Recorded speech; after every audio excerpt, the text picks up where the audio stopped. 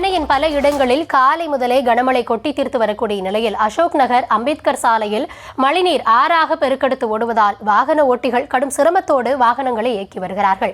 இதுகுறித்த கள தகவல்களோடு இணைகிறார் எம்முடைய செய்தியாளர் பாரி கார்த்திக். பாரி, தற்பொழுது நீங்க இருக்கக்கூடிய அசோக் நகர் பகுதியில் கள சூழல் என்னவாக இருக்கிறது? மக்கள் என்னென்ன சிரமங்களுக்கு ஆளாகி வருகிறார்கள்? வணக்கம். சென்னையில் காலை முதலே பெய்த கனமழையின் காரணமாக நகரில் தாழ்வான பகுதிகளில் தண்ணீர் தேங்கி இருக்கிறது. குறிப்பாக நாம் பார்க்கக்கூடிய இந்த அசோக் நகர் மற்றும் மேற்கு மாம்பலம் பகுதியில் பெரும்பான்மையான இடங்கள் தாழ்வான பகுதியில் தண்ணீர் அதிக அளவு தேங்கி வைக்கக்கூடிய இடமாக இருக்கிறது. எனவே தொடர்ச்சியாக மாநகராட்சி ஊழியர்கள் தண்ணீரை எடுக்கும் பணியில் ஈடுபட்டு வந்தாலும் கூட தாழ்வான பகுதிகளில் தண்ணீர் தேங்குவதை தடுத்து நிறுத்த முடியவில்லை. அடிப்படையிலே தற்போது முக்கிய சாலையாக இருக்கக்கூடிய அம்பேத்கர் சாலையில் தண்ணீர் தேங்கியிருப்பதன் காரணமாக சாலை போக்குவரத்து நெரிசலும் ஏற்பட்டிருக்கிறது. இதன் காரணமாக அனைத்து வாகனங்களுமே இந்த கனமழையில் ஊர்ந்து செல்லக்கூடிய ஒரு சூழல்தான் ஏற்பட்டிருக்கிறது.